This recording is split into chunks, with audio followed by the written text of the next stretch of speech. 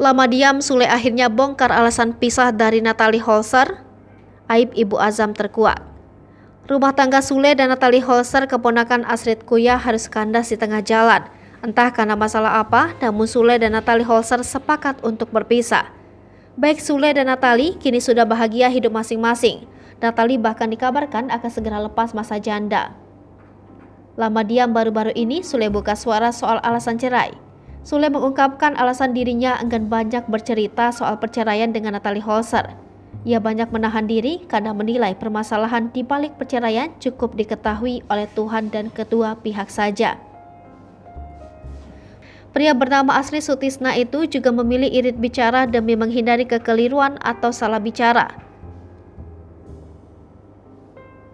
Komedian sekaligus presenter itu juga memilih untuk berserah diri kepada Tuhan setelah resmi bercerai dengan Natalie Holzer.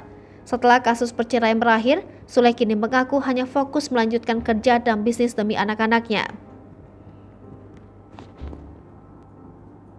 Sule buka suara soal kehidupan pribadinya setelah resmi bercerai dengan Natalie. Salah satunya terkait hubungannya dengan Azam, anak laki-lakinya, bersama Natalie Holzer.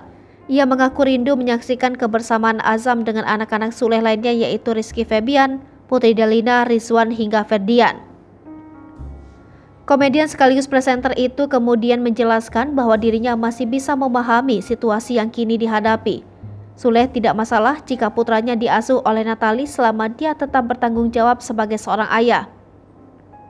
Di sisi lain, Sule mengaku sudah siap jika suatu hari Azam bertanya soal status hubungannya dengan Natalie Holzer.